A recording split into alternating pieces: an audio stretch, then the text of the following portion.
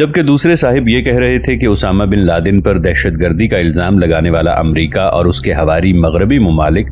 इस हकीकत से जानबूझकर आंखें बंद किए हुए हैं कि इस दहशतगर्दी का बायस वो खुद हैं, क्योंकि उन्होंने साजिश के तहत अरबों की ज़मीन यहूदियों को दिलवाकर वहाँ इसराइल कायम कराया और अब तक इसे तहफ़्फ़ुज़ फराहम किए हुए हैं, जो इस सारे क़ज़िये की असल जड़ है।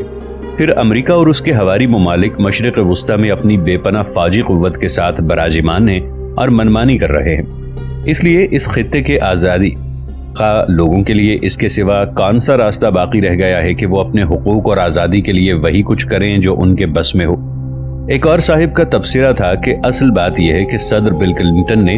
खलीज अरब और दूसरे इलाकों में यहूद नवाज पॉलिसी में थोड़ी सी लचक पैदा कर ली थी और अरबों और मुसलमानों को कुछ मुराद देने पर आमादगी जाहिर की थी, जिसकी सजा यहूदी लॉबी ने उन्हें सेक्स स्कैंडल की सूरत में दी। इस सेक्स स्कैंडल में यहूदी लॉबी के हाथों शिकस्त खाने के बाद क्लिंटन ने हथियार डाल दिए हैं और अब मुसलमान मुल्कों पर यह ताज़ा हमला उनका सजदा सहव है, जिसके जरिए वो यहूदी लॉबी को ये पैगाम देना चाहते हैं कि उन्होंने पॉलिसी में लचक का ख्याल तर्क कर दिया है और वो बहुत से साबिक अमरीकी सुदूर की तरह यहूदी लॉबी के हाथों मुकम्मल तौर पर इस्तेमाल होने के लिए तैयार हैं। उन्हीं में से एक साहिब ने कहा कि इन मगरबी हुक्मरानों और दानिश्वरों से जब पूछा जाए तो इनका मौक़िफ़ ये होता है कि दहशतगर्दी और इंतहा पसंदी का जवाब दहशतगर्दी और इंतहा पसंदी नहीं है, बल्कि अगर कोई शख्स इसका इर्तिकाब करता है तो इसके असबाब मालूम करो, उसके तर्ज अमल का पस मंज़र देखो और उसकी जड़ तलाश करके इसको ख़त्म करने की कोशिश करो। मगर मुसलमानों के बारे में उनका मेयार ये नहीं है और ये दूसरे कई मामलात की तरह इस मामले में भी मुसलमानों के लिए अलग मेयार रखते हैं। मेरा ख्याल था कि इस अमरीकी इक़दाम के बारे में आम लोगों के तासुरात मालूम करने के लिए कुछ हजरात से मुलाकात करूंगा, मगर इसी एक महफिल में 2-3 आम शहरियों की गुफ्तगू सुनकर अंदाज़ा हो गया कि अफगानिस्तान और सूडान पर अमरीका के फ़ज़ाई हमलों के जवाज़ में सदर बिल क्लिंटन की मंतिक़ आम लोगों को मुतमईन नहीं कर सकी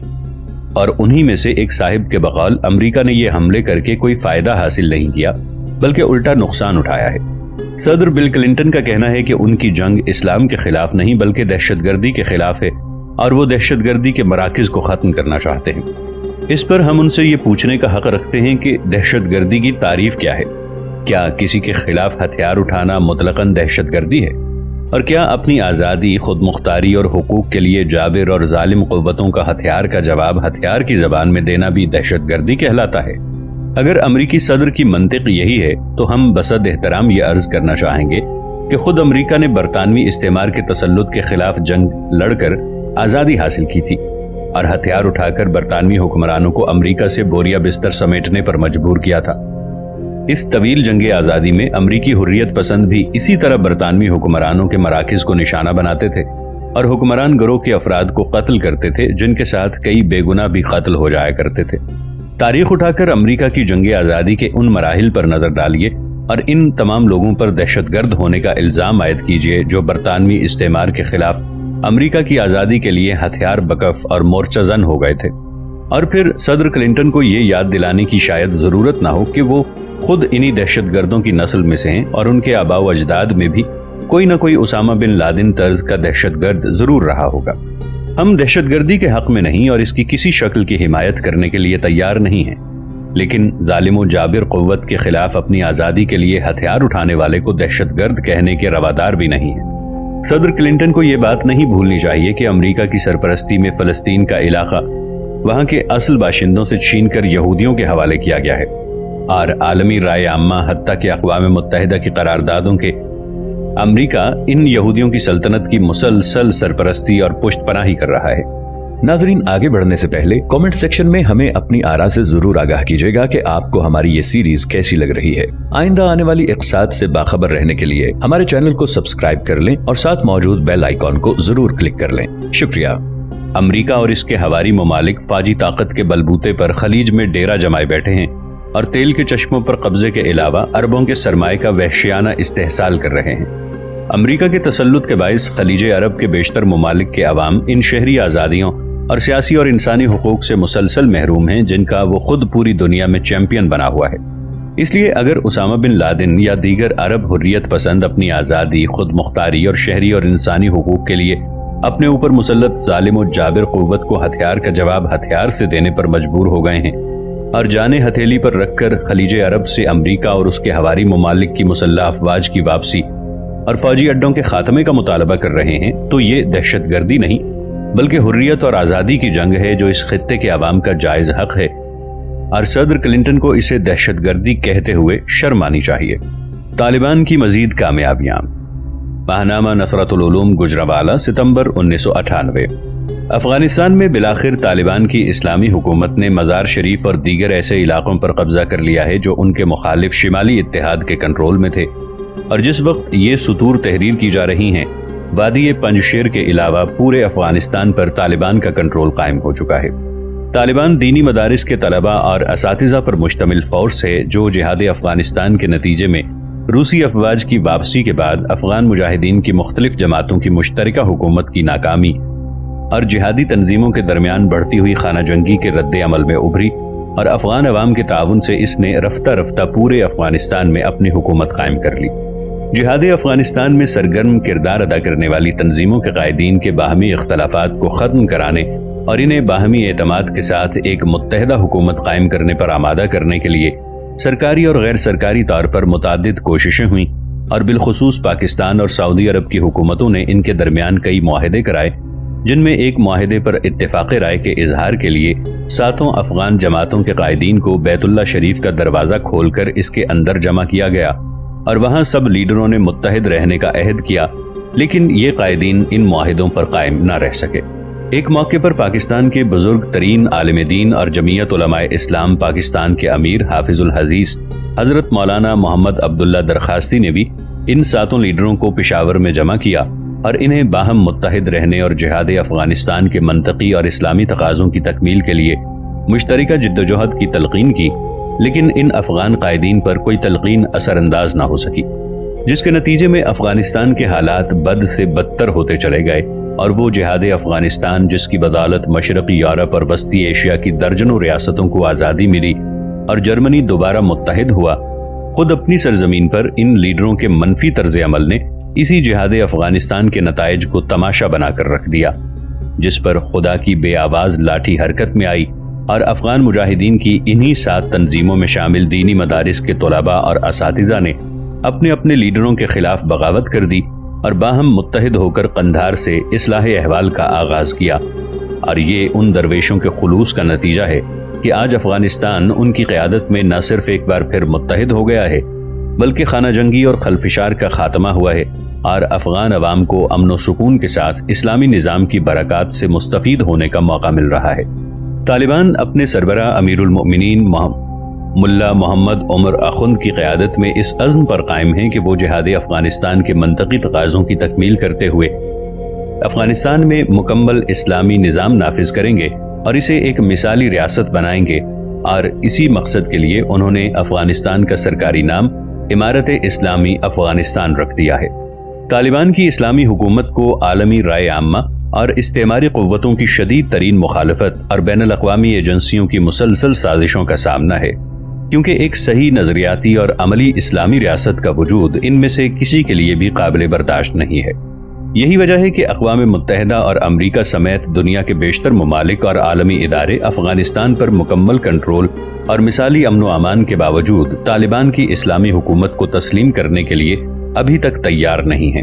اور ان پر مسلسل دباؤ ڈالا جا رہا ہے کہ وہ اقوام متحدہ اور عالمی اداروں کے پروگرام کو قبول کر کے اسلامی نظام کے عملی اور مکمل نفاذ کے عزم میں لچک پیدا کریں، اور دنیا کی دیگر بہت سی مسلم حکومتوں کی طرح اسلام کے نام کو محض ایک سیاسی نعرے کے طور پر استعمال کرتے ہوئے عالمی برادری کے موجودہ اجتماعی دھارے میں شامل ہو جائیں۔ لیکن طالبان کی حکومت ابھی تک اس دباؤ کا مقابلہ کر رہی ہے اور ایک مکمل اسلامی ریاست کے قیام کے عزم پر پختہ دکھائی دیتی ہے۔ اسی لیے پاکستان کے دینی حلقوں اور سنجیدہ دینی اداروں اور شخصیات بلکہ دنیا بھر کے اسلامی حلقوں کی ذمہ داری ہے کہ وہ طالبان کے اس جائز اصولی اور اسلامی موقف اور عزم کی حمایت کرتے ہوئے انہیں اخلاقی اور سیاسی سپورٹ اور پشت پناہی فراہم کریں تاکہ وہ زیادہ حوصلے اور اعتماد کے ساتھ اپنی منزل کی طرف آگے بڑھ سکیں۔ ان گزارشات کے ساتھ ہم طالبان کی تازہ فتح یابیوں پر انہیں مبارکباد پیش کرتے ہوئے ان کی مکمل کامیابی اور استقامت کے لیے دعا گو ہیں۔ ایرانی سفیر کے طالبان حکومت سے 4 مطالبات۔ 27 ستمبر 1998۔ ابو عمار زاہد الراشدی لکھتے ہیں کہ پاکستان میں ایران کے سفیر جناب مہدی اخنزادہ نے امریکی عزائم کو پاکستان، ایران اور افغانستان کے لیے یکساں طور پر خطرناک قرار دیتے ہوئے تینوں ممالک پر زور دیا ہے کہ وہ مشترکہ حکمت عملی اختیار کریں۔ اس مقصد کے لیے انہوں نے پاکستان اور ایران کے درمیان باہمی مفاہمت و تعاون کی ضرورت اور اہمیت کا ذکر کرتے ہوئے افغانستان میں طالبان کی حکومت کے ساتھ بہتر تعلقات کے لیے 4 تجاویز پیش کی ہیں۔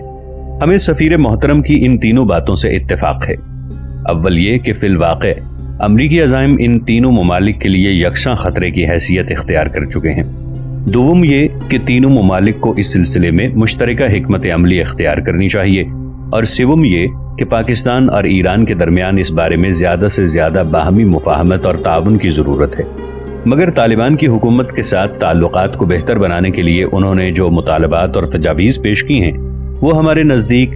بحث طلب ہیں، اور ہم اس سلسلے میں کچھ معروضات پیش کرنا ضروری سمجھتے ہیں۔ مثلاً ایران کے سفیر محترم نے پہلا مطالبہ یہ کیا ہے کہ طالبان کی حکومت ان ایرانی سفارتکاروں کو غیر مشروط طور پر رہا کر دے جو ان کے بقول مزار شریف پر قبضے کے موقع پر گرفتار کیے گئے تھے۔ اس سلسلے میں جہاں تک ہماری معلومات ہیں، طالبان کی حکومت کا موقف یہ ہے کہ مزار شریف پر قبضے کے موقع پر ایرانی قونصل خانے میں کوئی شخص موجود نہیں تھا اور نہ ہی وہاں سے کسی کو گرفتار کیا گیا ہے۔ تاہم دوسرے مقامات سے کچھ ایرانی شہری حراست میں لیے گئے ہیں اور ان کے ساتھ اسلحے کی ایک بڑی مقدار بھی تحویل میں لے لی گئی ہے، جس کا مطلب یہ ہے کہ وہ طالبان کے خلاف جنگ میں ان کے مخالف شمالی اتحاد کے ساتھ تھے اور وہ جنگی قیدی ہیں۔ ہم سفارتکاروں کی غیر مشروط رہائی کے مطالبے کی تائید کرتے ہیں، لیکن اگر طالبان کا یہ موقف درست ہے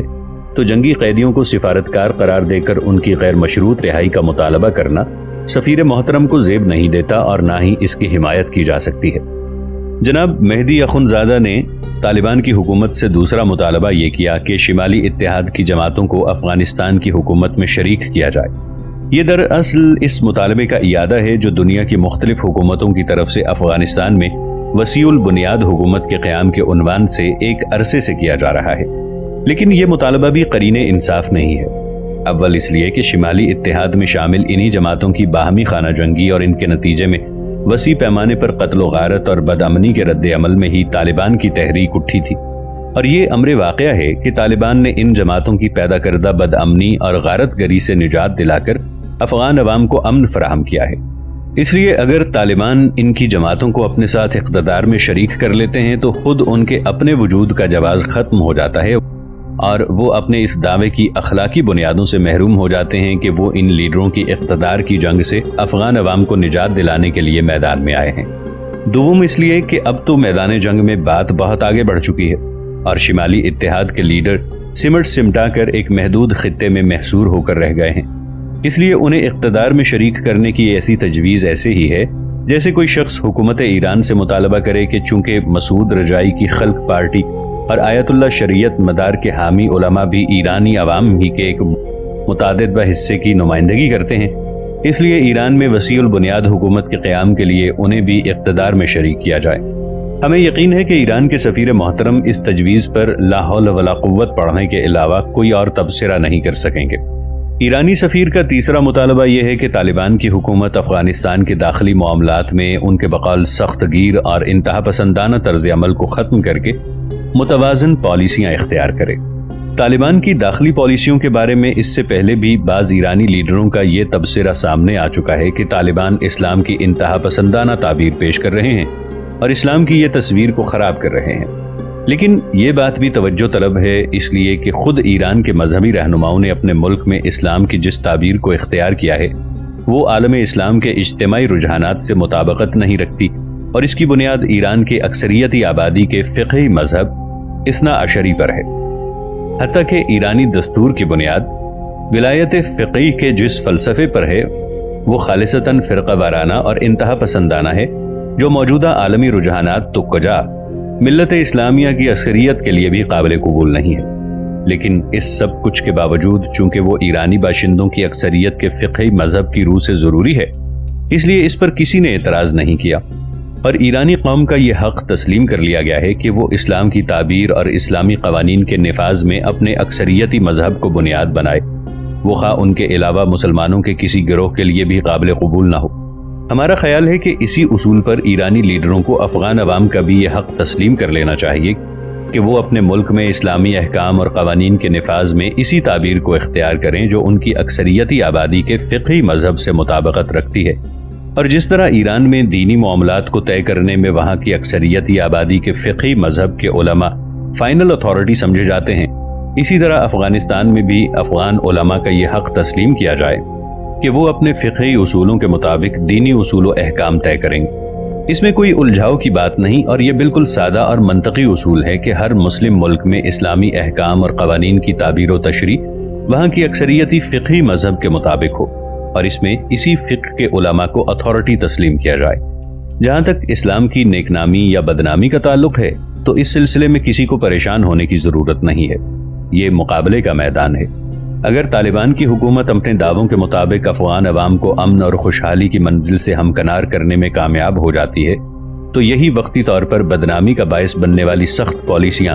اپنے نتائج کے لحاظ سے باقی دنیا کے لیے بھی قابل تقلید بن سکتی ہیں، اور اگر خدا نخواستہ طالبان اپنے دعووں کو عملی جامہ نہ پہنا سکے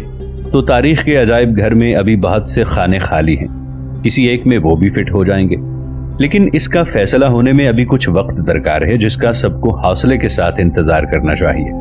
جناب مہدی اخندزادہ نے طالبان کی حکومت سے چوتھا مطالبہ یہ کیا کہ وہ بین الاقوامی اصولوں اور ضابطوں کو قبول کریں اور ان کی پابندی کریں۔ سچی بات یہ ہے کہ ہمیں ایرانی سفیر کے اس مطالبے پر سب سے زیادہ تعجب ہوا ہے، کیونکہ ایک نظریاتی مذہبی حکومت کے نمائندے کی حیثیت سے ان سے کسی بھی درجے میں اس مطالبے کی توقع نہیں کی جا سکتی تھی، اس لیے کہ وہ مروجہ بین الاقوامی اصولوں اور ضابطوں کے فریم ورک کو اچھی طرح جانتے ہیں کہ ان کی بنیاد مغرب کے سیکولر فلسفے اور اقوام متحدہ کے چارٹر پر ہے جسے اسلامی تعلیمات قبول نہیں کرتی، اور کسی بھی ملک میں اسلامی نظام کے مکمل نفاذ کا دعویٰ رکھنے والی حکومت کے لیے یہ ممکن ہی نہیں ہے کہ وہ موجودہ بین الاقوامی ضابطوں اور اصولوں کی پابندی قبول کرتے ہوئے اسلام کی مکمل عملداری کے پروگرام پر عمل کر سکے، اور اگر کوئی مسلم حکومت اس کا دعویٰ رکھتی ہے تو وہ ان دونوں میں سے کسی ایک کے ساتھ ضرور منافقت کر رہی ہے۔ اب تو اس سلسلے میں کوئی ابہام باقی نہیں رہا کہ موجودہ عالمی سٹرکچر اور اسلام آمنے سامنے کھڑے ہیں اور اگلی صدی کی قیادت سنبھالنے کے لیے ایک دوسرے سے نبرد آزما ہے۔ ان میں مفاہمت و مصالحت کا کوئی امکان باقی نہیں رہا، اور اب یہ فیصلہ میدان میں ہی ہوگا کہ اگلی صدی میں انسانی سوسائٹی کی قیادت اسلام اور موجودہ عالمی نظام میں سے کس نے کرنی ہے۔ اس لیے اگر اس فضا میں کوئی شخص کسی اسلامی حکومت یا تحریک کو مروجہ بین الاقوامی ضابطوں اور اصولوں کی پابندی کی تلقین کرتا ہے تو یوں لگتا ہے جیسے وہ میدان جنگ میں اسلام کو کفر کے سامنے ہتھیار ڈال دینے کا مشورہ دے رہا ہو۔ جناب مہدی اخندزادہ کی اطلاع کے لیے عرض ہے کہ دنیا کے مختلف ممالک کی اسلامی تحریکات کی طالبان کے ساتھ دلچسپی اور ہمدردی صرف اس وجہ سے ہے کہ طالبان کی حکومت اپنے ملک میں مکمل اسلامی نظام کے نفاذ کی دعوے دار ہے اور اس کی راہ میں رکاوٹ بننے والے بین الاقوامی ضابطوں اور قوانین کو قبول نہیں کر رہی۔ گزشتہ سال لندن میں چند اسلامی تحریکات کے ایک اجلاس میں ایک ممتاز عرب دانشور نے کہا کہ ہم تو صرف اس بات کو دیکھ رہے ہیں کہ طالبان موجودہ عالمی سسٹم کے فریم ورک کو قبول کر کے اسلام کو اس کے تابع کرتے ہیں یا اسلام کو اس کے مقابل ایک مستقل سسٹم کے طور پر پیش کر کے ایک نئے عالمی دور کا نقطۂ آغاز بنتے ہیں، کیونکہ یہی اصل ٹرننگ پوائنٹ ہے جہاں سے اسلام کی طرف انسانی معاشرے کی واپسی کا سفر شروع ہوگا۔ اور کیا بعید کہ قدرت نے یہ سعادت طالبان کے حصے میں ہی لکھ رکھی ہو۔ اس لیے ہم جناب مہدی اخندزادہ اور ایرانی حکومت کے ذمہ دار حضرات سے گزارش کریں گے کہ وہ معروضی حقائق کو نظر انداز نہ کریں اور طالبان کی اسلامی حکومت کے لیے مشکلات پیدا کرنے کی بجائے اسے سپورٹ کریں، اور اس خطے بلکہ پورے عالم اسلام میں امریکہ کے خطرناک عزائم کو ناکام بنانے کے لیے فرقہ وارانہ ترجیحات اور تحفظات سے بالاتر ہو کر باہمی تعاون کو فروغ دیں، کیونکہ موجودہ عالمی تناظر میں امریکہ کو شکست دینے اور اس کے اسلام دشمن عزائم کو خاک میں ملانے کا واحد راستہ یہی ہے۔ ابو عمار زاہد الراشدی کہتے ہیں کہ وزیر اعظم پاکستان محمد نواز شریف نے دسمبر 1998 میں گزشتہ دنوں محمد ایجنسی میں قبائلی عوام سے خطاب کرتے ہوئے افغانستان میں نفاذ اسلام کے لیے طالبان کی اسلامی حکومت کے اقدامات کا ذکر کیا ہے اور کہا ہے کہ طالبان نے اسلامی نظام کے ذریعے ملک کے بڑے حصے میں امن قائم کر دیا ہے، اس لیے ہمیں بھی امن کے قیام کے لیے اس طرح کے نظام کی ضرورت ہے۔ اس پر دنیا بھر کے ذرائع ابلاغ اور اخبارات میں تبصرے ہو رہے ہیں اور سیکولر حلقے اس بیان پر نکتہ چینی کر رہے ہیں۔ مگر ہم میاں محمد نواز شریف کے اس خیال سے پوری طرح متفق ہیں کہ طالبان کی اسلامی حکومت نے فی الواقع اپنے زیر نگیں علاقوں میں مثالی امن قائم کر دیا ہے، جو اسلامی قوانین کی برکت ہے اور دن کی روشنی کی طرح ساری دنیا کو نظر آ رہا ہے۔